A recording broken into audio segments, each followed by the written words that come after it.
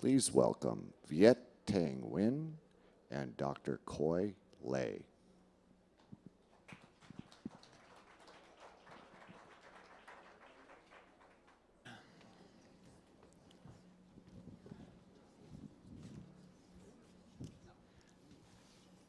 Wow, I'm looking around and I feel like I'm at work. I'm glad there's a doctor in the house. For those of you who don't have heart disease, my name is Khoi Lei, and I'm a Vietnamese American cardiologist at Eisenhower.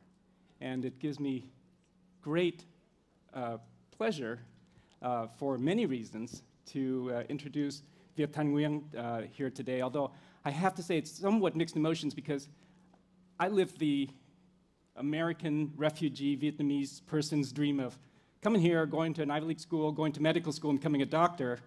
But Viet Thanh Ngyuyen has just raised the bar much higher. My parents are looking at me now like, no Pulitzer? No MacArthur Award?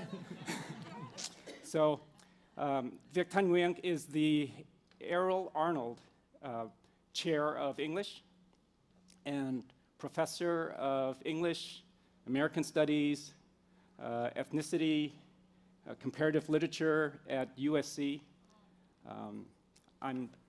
I grew up in South Bend, Indiana, so there's a little bit of something there. But at USC, and he, in 2015, published The Sympathizer, which I know many of you are familiar with, but for those of you who aren't, it's a spy novel told in the form of a first-person confession. And the protagonist is the illegitimate offspring of a teenage Vietnamese servant fathered by her French master, who is a priest.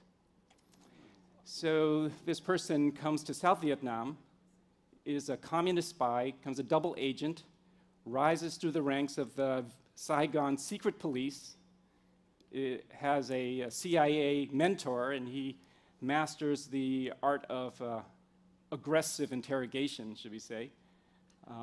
And then with the fall of, or the liberation of Saigon, depending on your point of view, in 1975, he goes along with the Vietnamese diaspora and comes to California and is assigned to spy on their anti-communist activities in Saigon. So you can imagine this mixed race person who is politically two-faced and then comes to the US as a Vietnamese spy is in a unique position to share with us perspectives of the war, American culture, Vietnamese culture, and the immigrant experience. And it's all done with great verve. I was thinking like adjectives for this, and there's so many: riveting, dark, satirical, cynical, brilliant, hilarious, irreverent, obscene, absurd. Definitely obscene. Definitely obscene. Yes.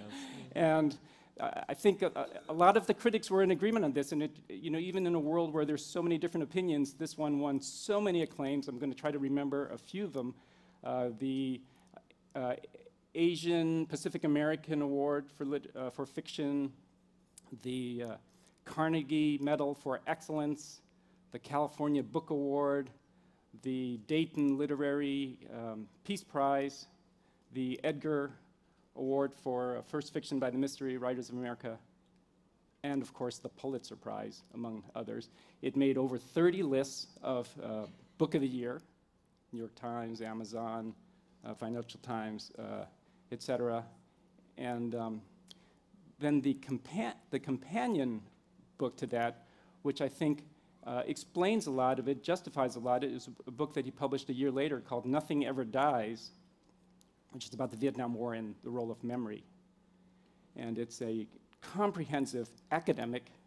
The writing is nothing like the writing in The Sympathizer, but explores all the themes of film and novels and cemeteries and monuments and how we create memories, even video games, and how we remember war being just as important as what we experienced while the war was going on. And then, a year later, Viet published a collection of short stories called The Refugees, which furthers the exploration of loss and memory, not just in what we choose to remember, but what we choose not to remember. and isolation that are really fundamental to the immigrant experience. And with all this body of work behind him, last year he was given a MacArthur Genius Grant. So it just goes on and on. I'm feeling particularly inadequate at this moment. I think I'm going to go and sit down in one of these empty seats here. But so welcome to the, I'm glad you could take some time out from your busy schedule to come and speak. Your life's probably changed a bit over the last 18 months. Yes, it's changed quite a bit, mostly for the positive, and positive in the sense that I get to go to places like this and meet you, for example, and to meet all of you as well. I got to do what I always do before one of these events. Let's take a picture. Can't help it. I'm Asian. Gotta do it. Yeah, but it's been a lot of fun, though. If he were white, he would have been doing this. Yeah. Okay. So it's a little. So, I thought before we. I'm sorry. Well, probably not a smart crack to make in this crowd. Maybe you could just read the first paragraph from Nothing Ever Dies, just to kind of give people. Yeah, and you know what? I'm just completely unprepared because I did not. Oh, here it is. All right, here's the first paragraph from Nothing Ever Dies. I do have it. I was born in Vietnam, but made in America. I count myself among those Vietnamese dismayed by America's deeds, but tempted to believe in its words. I also count myself among those Americans who often do not know what to make of Vietnam and want to know what to make of it. Americans, as well as many people the world over, tend to mistake Vietnam with the war named in its honor, or dishonor, as the case may be. This confusion has no doubt led to some of my own uncertainty about what it means to be a man with two countries, as well as the inheritor of two revolutions. Yeah, when I read that, I felt like, this is what I wanted to write, This is because this is so central to our story. You came here when you were 4. Yeah. I was 14, a little. I hate to say how much older I am, but you grew up in San Jose, which is it's the second largest community of Vietnamese outside of Vietnam in the world. Okay, so and your parents had one of the first, I think, Vietnamese grocery stores. Mm-hmm. So you're clearly still very much a part of the Vietnamese community. Well, yeah, I mean, my parents, are very devout Catholics. I knew that when I was growing up because we go to church every Sunday. But after they retired, they decided to go to church every day. So I was glad I wasn't around for that. but they were very hardworking, and they had built up this. They were peasants basically. They didn't have very much education, and then they built up this fortune in Vietnam. And they were refugees in Vietnam in 1954, moving from the north to the south when the country was divided in two. And then in 1975, they had to flee all over again, and they lost almost everything, and they came to San Jose, opened, like you said, one of the first Vietnamese grocery stores. And this was a very formative moment in my life, growing up in the Vietnamese community in San Jose, seeing my parents work 12 to 14-hour days almost every day of the year, just struggling to survive. And we lived in downtown San Jose, which is not like today. If you go today, it's a very beautiful place, but in the 1970s and 1980s, it was a very rough, violent neighborhood, and had other things going on too, which really shaped me. Because I remember walking down the street by my parents' store one day in the late 70s or early 80s, and seeing a sign in a store window, and it said, "Another American driven out of business by the Vietnamese." And I was too young to really understand what that meant, but it's always stayed with me, and I think it stayed with me because I understood that in that very simple sign, there was a whole story being told that did not include people like my parents or me, and that it would be my task eventually to become a storyteller, to try to change this kind of a story and to challenge this kind of a story, and that's been very much what my life's work has been about. So at that time, as you were growing up, how did you self-identify? Are you American, Vietnamese, something in between? When I was in my parents' very Vietnamese household, I felt like I was an American spying on them and their strange language and their strange customs and their strange food.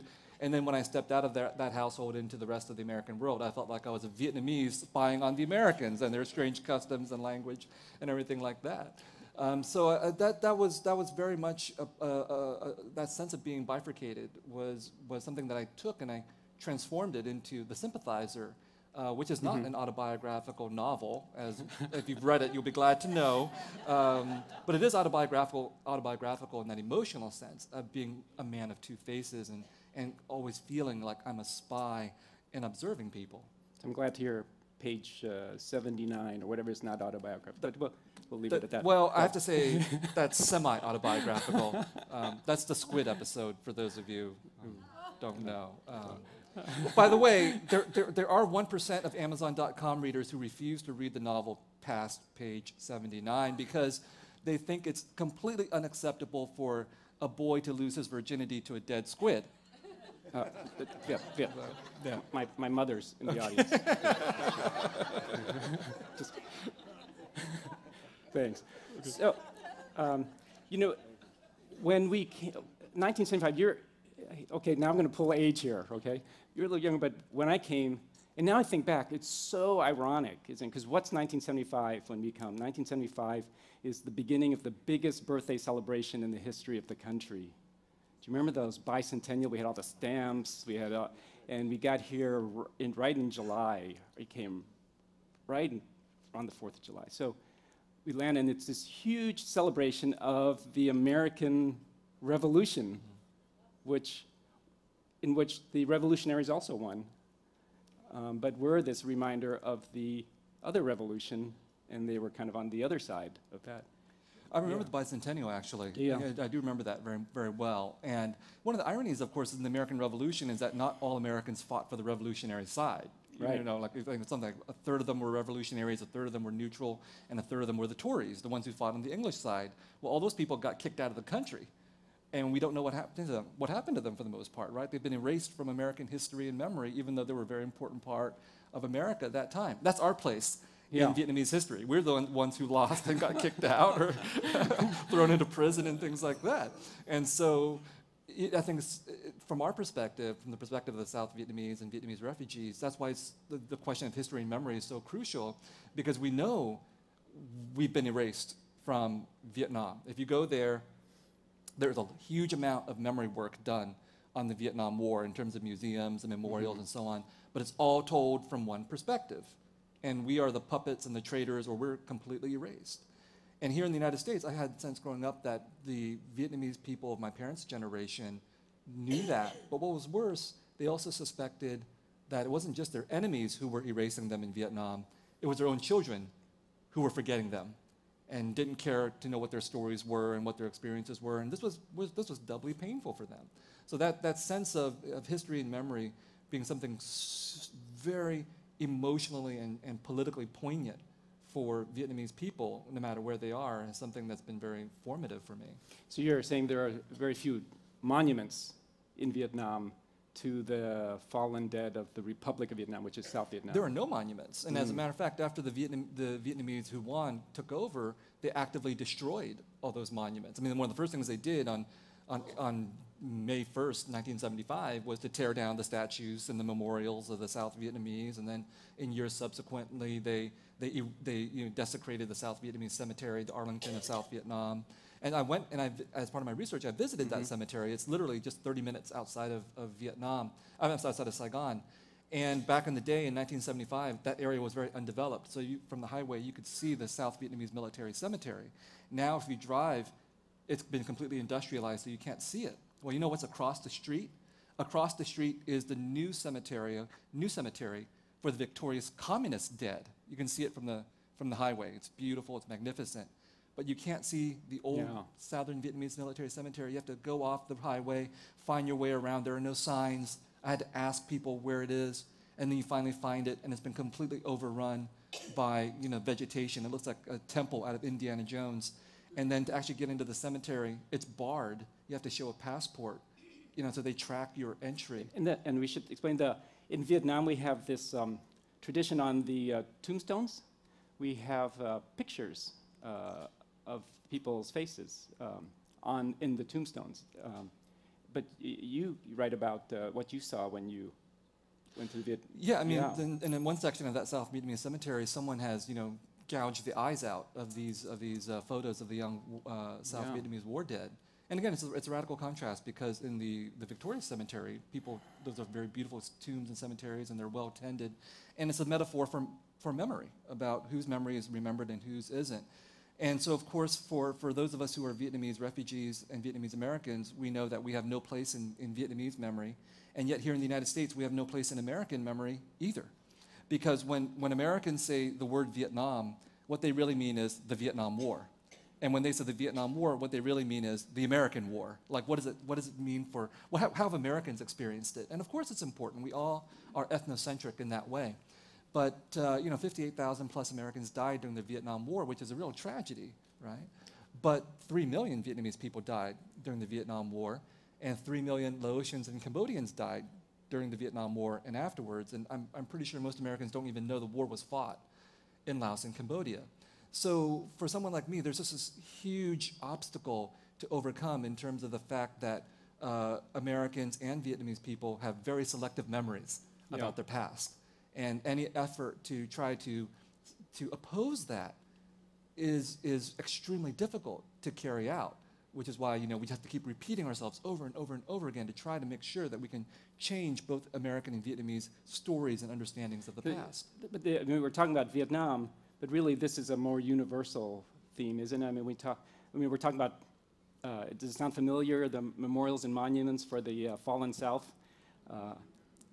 Somehow it resonates more in 2017, 2018 in the US too. It's completely universal. The dynamic is basically this, which is that most people, no matter where you find them, want to remember their own, right? People who are like them, and they want to remember their humanity. And they don't want to remember others or enemies, and they think of them as inhuman. Right? And that's not just an American trait that happens in Vietnam too, it happens wherever you go. So part of our work as writers and scholars and artists and so on is that we have to challenge this model of memory. We have to challenge that by saying, look, if we look at just this example of the Vietnam War, it's not true that our side were the heroic ones and their side were the evil ones. Well, our side also did terrible things, whether we're speaking of the Americans or the North Vietnamese or the South Vietnamese. And their side did horrible things, but also they're human as well. And it's a huge effort to get people to get past this very simple model of us human, them inhuman. I wanted just to touch on, you mentioned something a few minutes ago, and maybe some people might not be fully aware of the history of Vietnam. You talked about your parents being refugees the first time in Vietnam. Can you just explain Well, that? the country was colonized by the French before the Americans got there, and in 1954, the Viet Minh, the precursors of the Vietnamese communists, defeated the French, and then the country was divided into two, the North and the South, and the North was under the Viet Minh or communist control, and the South was under the South Vietnamese and American support.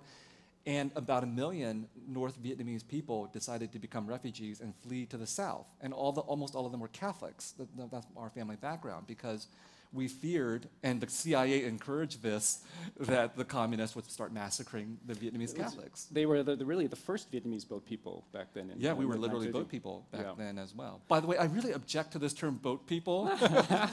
Just want to make sure you understand that this comes up in my novel as well, that I find it to be such an objectifying and term. And I know it's meant out of pity. You see these images from the late 1970s, early 1980s of desperate people, and it looks exactly like what the Syrians, for example, are undergoing today. And the term boat people is coined to describe them. And of course, it generated a lot of pity and global sympathy. And works really well in college application essays. It works really well. My brother also went to Harvard on the same boat person application that you went to. By the time I was old enough, everyone said, oh yeah, we have enough Vietnamese boat people at Harvard. We don't need Viet. And but so it generated so much sympathy for Vietnamese people and helped to alleviate the refugee crisis. But it's such an objectifying term because it turns us into just victims. And that's our status in the world's imagination. Yeah. We're just victims. We're victims of the Vietnamese communists, and we're victims by being boat people.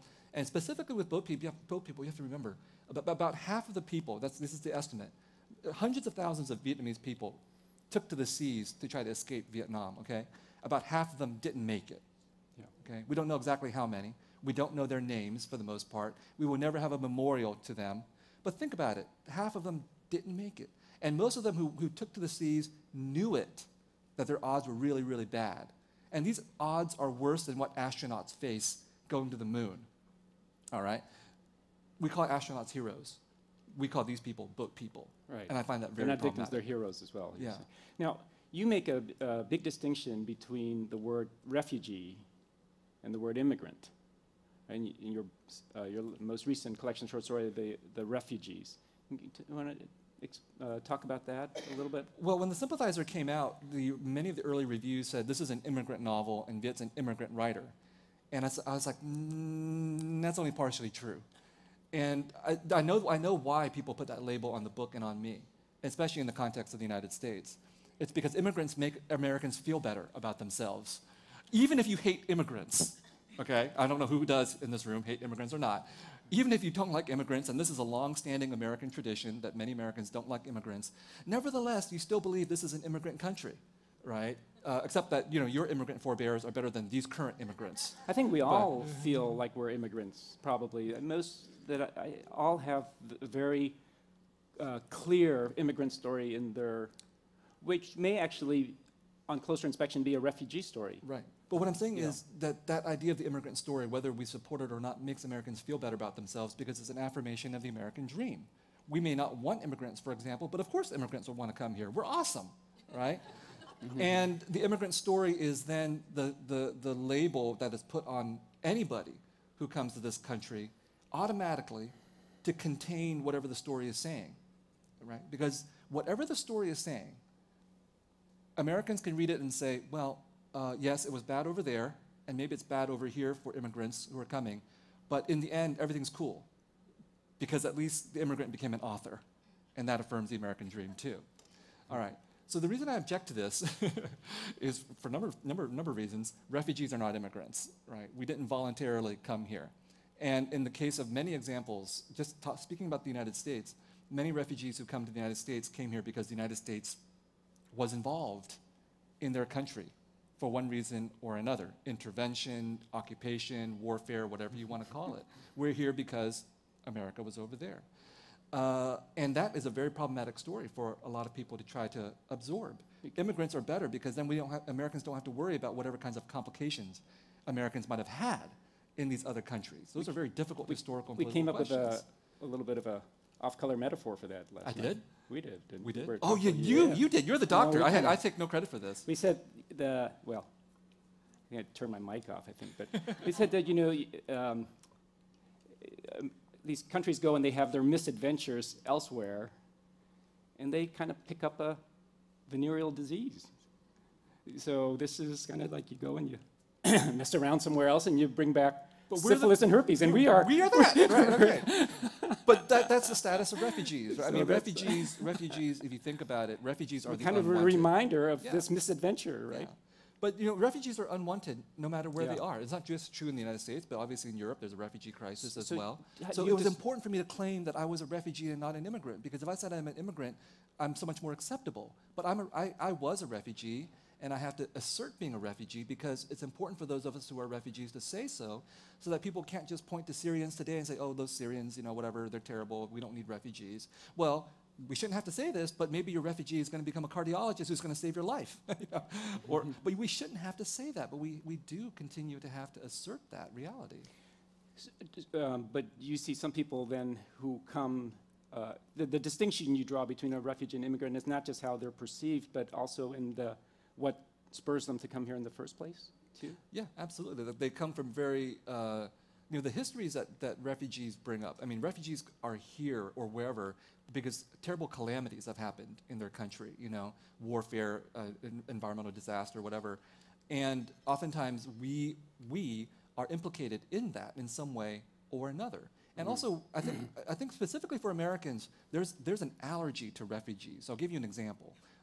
Hurricane Katrina, right? When Hurricane Katrina happened, many people were displaced, and there were these very graphic images of displaced peoples. And some in the media called these people refugees. So President George Bush says, it's un-American to call these people refugees. And for perhaps the only time in history, Jesse Jackson agreed with him. And he said, because a lot of these people were African Americans, it's racist to call African Americans refugees. And as a refugee, I thought, well, we have finally brought Americans together in hating us, because Americans just cannot believe that they can become refugees. That is something that happens to poor, colored people from devastated countries elsewhere, and the United States cannot be that kind of a country, even though it obviously can be, as examples such as Puerto Rico continue to remind us about. But we don't want to think about that. Let's talk about the process of integration once you come over here. One of the title, I think part of the title of this was the aftermath. And I remember so much reading about America as the melting pot. Right? Remember that? And you have this image of all these different kinds of metals going into this cauldron, and you come out with this alloy that is stronger than every element that went into forging this. It's this melting pot. Now the dialogue is multiculturalism. So it's a subtle, but I think it's an important shift in the way we view what people bring. When we say, bring what makes you special, hang on to that, keep that, but it's a different kind of tribalism, it seems to me, that has a lot of repercussions in our society and how we get along in political discourse. Melting pot or multiculturalism. Yeah. Well, I mean, I think that each of them has its own strengths and weaknesses, and in this country we continually have debates, what we call the culture wars, about what brings America together, what divides America, and so on. And if we assert our individual ethnic identities, for example, is that a good thing or not? Does that make us stronger as a country, or does that divide us? And I think that while these debates are important, what we have to understand is we're never actually going to overcome the divisions that fracture our country unless we actually address the enduring material legacies that slavery and genocide and conquest have embedded in this country. And these are things that Americans have a very hard time confronting, and they're not unique. I've spent quite a bit of time in France, and the French have a different model for assimilation, universal identity. They believe you shouldn't recognize race. They believe everybody can become French no matter what your origins are. Now, that may or may not work, but the problem is the French also had a history of colonialism as well. And unless they acknowledge that history of colonialism and its inequities that is left into the present, their model's not going to work either. So that's the dilemma that countries like France, Britain, the United States have. They all have different sort of efforts to try to integrate different minority populations and so on, but they all also have very complicated histories of oppression and colonization that need to be addressed before any of these models actually can work. Just before we go to the sympathizer, I'm just curious, in this audience now, how many people here had a parent or a grandparent born in another country? Okay. So it's pretty, I think it's pretty impressive. And so to me, it's like, at what point do you become American, in the sense that you adopt all the legacy of American, like the Pilgrims and the Puritans and the Founding Fathers becoming yours, and not the story of this other country? Well, right? I'm like one of the few people in my family who likes to eat cranberry sauce, for example. Right. Even more than my white American in-laws. I will eat that cranberry sauce. So I think I've already crossed that threshold. But it seems like now it's getting more complicated because our understanding of these legends is becoming more nuanced. Now you say Pilgrims and Puritans, and people say genocide. And you say Founding Fathers and say slave owners. And so it makes it kind of harder to get on the bandwagon here, huh? A little bit. And like I said, some people find that to be a weakness, and some people find that to be a strength. I mean, should we just be unified around sort of a sentimental notion of American patriotism, or should we actually investigate the complexities of the past, and maybe we'll be a better country because of it? That is one of the core American debates. It's fast. It's why don't we go to, because I don't know how we're doing on time, but we probably should read a little bit from the Sympathizer to give people a flavor of your writing, which I think is really a unique voice. If you, I'll just read one short passage. And speaking of refugees, what happened, as you said, is that when we came over as refugees, we were put into refugee camps in this country. I went to Fort Indiantown Gap in Pennsylvania. Did you go to one? Or? No. You were a lucky one. You just skipped the refugee camp altogether. I have this essay that I wrote, and they said, you're good. Okay. Well, we had sponsors too. So we settled in Oakland for the first thing, and then lucky. But we were only there for about 6 weeks or so, and then we went to South Bend, Indiana. Okay, then you're not so lucky. All right. In this scene, I think we won last year. Possibly. Possibly. Yeah. By a lot. My narrator ends up in Camp Pendleton in San Diego. This is one of the 4 major refugee camps. So here he's writing a letter to his aunt in Paris describing what life in this refugee camp is like. If allowed to stay together, I told my aunt, we could have incorporated ourselves into a respectably sized, self-sufficient colony, a pimple on the buttocks of the American body politic, sufficiently collective to elect our own representative to the Congress and have a voice in our America, a little Saigon, as delightful, delirious, and dysfunctional as the original, which was exactly why we were not allowed to stay together, but were instead dispersed by bureaucratic fiat. Wherever we found ourselves, we found each other. We did our best to conjure up the culinary staples of our culture, but since we were dependent on Chinese markets, our food had an unacceptably Chinese tinge. Another blow in the gauntlet of our humiliation that left us with the sweet and sour taste of unreliable memories, just correct enough to evoke the past, just wrong enough to remind us that the past was forever gone, missing, along with the proper variety, subtlety, and complexity of our universal solvent, fish sauce. How we missed it. How nothing tasted right without it. This pungent liquid condiment of the darkest sepia hue was much denigrated by foreigners for its supposedly horrendous reek, lending new meaning to the phrase, there's something fishy around here. For we were the fishy ones. We used fish sauce the way Transylvanian villagers wore cloves of garlic to ward off vampires. In our case, to establish a perimeter with those Westerners who could never understand that what was truly fishy was the nauseating stench of cheese. What was fermented fish compared to curdled milk? But out of deference to our hosts, we kept our feelings to ourselves, sitting close to one another on prickly sofas and scratchy carpets, our knees touching under crowded kitchen tables, chewing on dried squid and the cud of remembrance until our jaws ached, trading stories heard second and third hand about our scattered countrymen.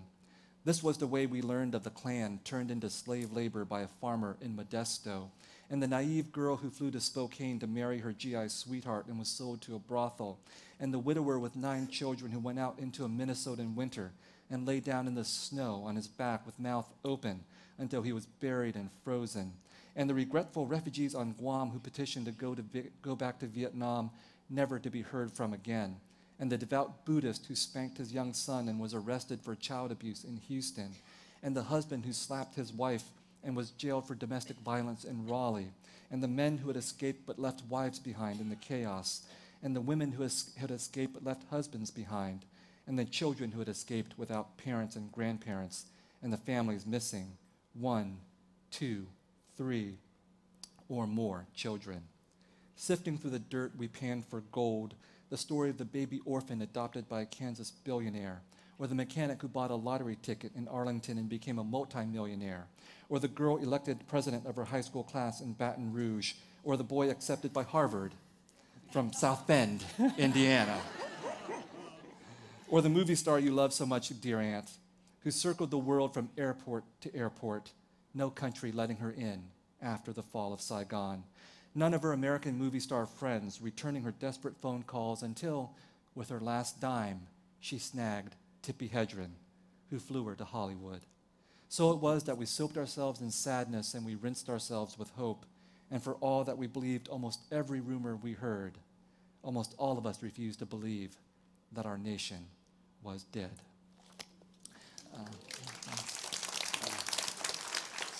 So, by the way, one thing, yeah. The last episode is a true story. The movie star was Jin, was South Vietnam's most famous movie star. And Tippi Hedren took such pity on the refugees that she encountered at Camp Pendleton that she had her personal manicurist come and train some of these women in the arts of manicuring, which is how 40 years later, Vietnamese people have come to take over 51% of the nail salon industry in this country. right? Which is either a pro-refugee story or an anti-refugee story, depending on your point of view. Imagine how the first American who taught you how to read feels. Exactly. Yeah. So now, in this book, one of the side riffs you take, which is just delightful for Vietnamese, is a little kind of side stint that the protagonist takes as a movie consultant. I think. So yeah, he seems has like a job. that you really wanted to work that into the novel. Right. Yeah, some people feel, so he basically becomes the so-called authenticity consultant on the making of a movie that looks suspiciously like Apocalypse Now, you know, but if Francis Ford Coppola were to ask, it's not Apocalypse Now. And it really isn't, because it's basically a fictional movie that is a compendium of all American movies about the Vietnam War, even though many of the episodes are drawn from the actual making of Apocalypse Now. And I read all the books about the making of Apocalypse Now and discovered you can't make this stuff up, what actually happened. And I thought, I just have to put this in. Because when I was growing up, you know, one of the most traumatic experiences of my young life was watching Apocalypse Now when I was about 10 or 11 years old on the VCR, and just feeling like, wow, this movie has no place for you or me. This movie is a movie... Certainly no lines for us anyway. Well, our lines were to scream. Right. Or to speak in Vietnamese that no one could understand. And our only function was to be killed in that movie. And that was our function in the American imagination. I knew that, you know, that the reason why this movie was so traumatic was because I knew this is how the Vietnamese matter in the American imagination. We have no voice. And I was literally divided in two, because I grew up as an American, and I loved watching American war movies, loved John Wayne. So I identified with the American soldiers up until the moment they killed Vietnamese people, and then I was split in two. And so John Wayne was in one of the Vietnamese movies. Oh too. my God, the Green Berets. That's. If you believe that America doesn't make propaganda, go watch the Green Berets. It is something that the Soviet Union would have produced about the Soviet Union. And so, amazingly, John Wayne, was also cast as Genghis Khan. So not only does he play the white guy, he gets to play the Asian guy too. Absolutely. And so that's what this section is about. So I wrote like a 4-chapter sequence. You're making a movie on Genghis Khan. Who are you going to cast? How about that John Wayne guy? He looks really Asian. Right. Yeah.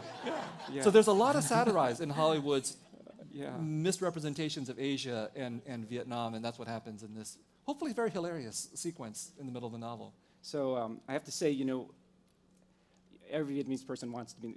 There was that Cambodian guy who got to be in the killing fields. That he was a doctor, so I thought I'm going to. So I heard there's a Sympathizer book. I said, "This is my chance. I'm going to be in the movies." And then I open it up, and it's a racially mixed guy. Like you took it from me, and you gave it to Keanu Reeves. What's? Well, I'll tell you one story about. That was very painful. Well, I'll tell you, that's not even a joke. That's not even a joke. I'll tell you a true story, which is, we had a producer who was interested in this, and she's Asian American, and completely knowledgeable about all these kinds of racial politics around casting and Hollywood that we're talking about. And at this point, we were still talking about making it into a TV series. And so she went out and she looked, and then she came back and said, you know what?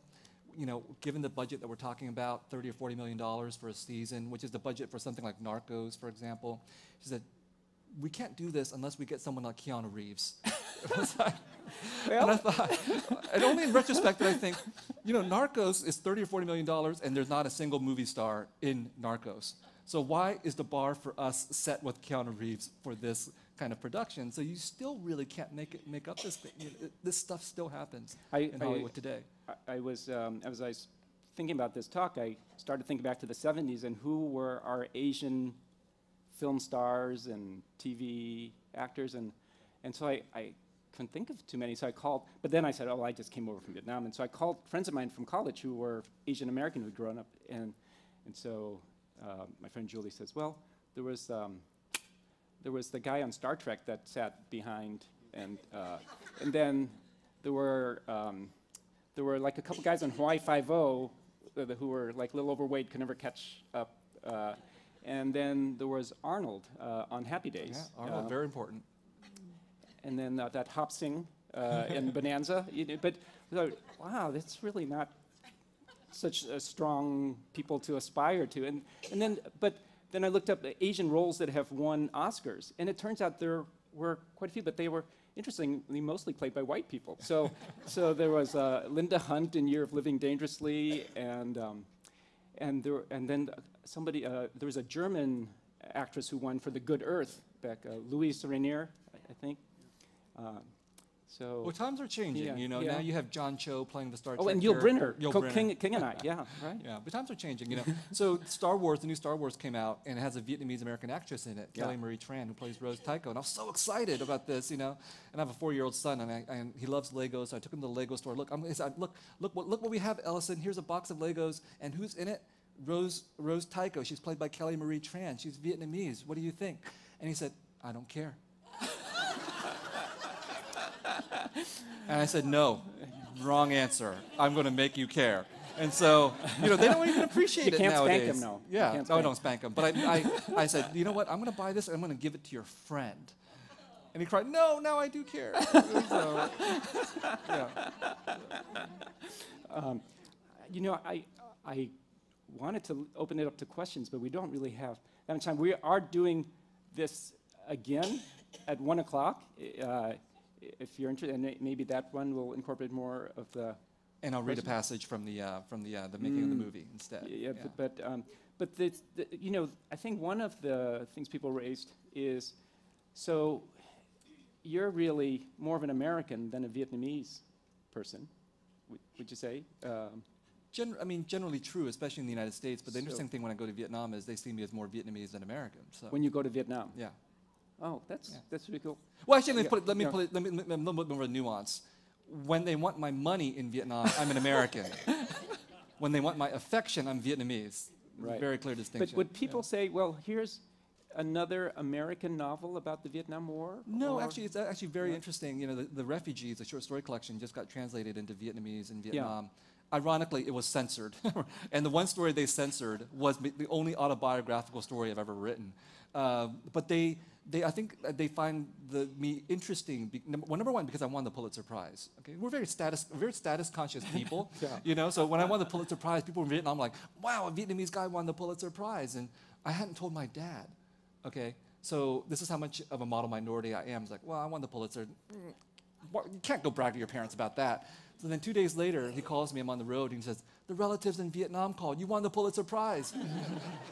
So they care about that, you know, and it's obviously because you and I we're role models or something like that. But they do see the books as an overseas Vietnamese story, so it's not completely American, and they understand that these perspectives have been censored and silenced in Vietnam, and that from what they've heard of the Sympathizer, for example, it's a novel that sets out to write a history of the war that's not been told in Vietnam. So one thing about this novel, The Sympathizer, is that it sets out to offend everybody. So some of you will be offended because it has very harsh things to say, and some and also very humorous things to say about American culture, but it does the same things to the South Vietnamese and to the North Vietnamese, communists and anti-communists, and that's not done in Vietnam, right? You cannot be against the Communist Party line in Vietnam. So it's a real critical issue about whether the Sympathizer will even be it's being translated, but whether it will be allowed to be published in Vietnam. Well, I think this woman really has a question she wants to ask, so I feel bad. No. You too are hugely successful in the fields that you have chosen. Yet you talk about otherness, and are you still bifurcated, or do you feel American? The question was, we're both hugely successful. Thank you. But do you still feel bifurcated and still feel otherness? You first. Yeah, I always felt that I was not American in a way because, South Bend is a different place than California, and it's got wonderful tradition of welcoming, but there is probably another element there too that's not used to seeing people who are from other backgrounds, and so you kind of bear the burden of representation of an entire race or group of people, and that after a while makes you feel that you are other. And in 1997, 22 years after I came to America, I had my first trip back to Vietnam, and so I said, I'm coming back to my home. This is where I'm from. And I realized very quickly, that's not my home anymore. Vietnam is really different. I'm really different. I left when I was 14. I've changed a lot. The country's changed. This is not my home anymore. So it actually led to a terrible depression in a way because I was not Vietnamese and I felt like I'd never really been fully American. But I think part of that was my own insular way of looking. And when I really open my eyes, look around, who is really American? I mean, you saw the hands go up with immigrant stories. We all are individuals. We're not part of one large homogeneous tribe here. And I think that's the richness of our country. So now I do feel very much American, but not American in a sense of one American tribe, but of the multicultural, wonderful diversity that's that's our banquet that we enjoy. So That's a good note to end on. Thanks so much, Khoi. thank you. Thank you.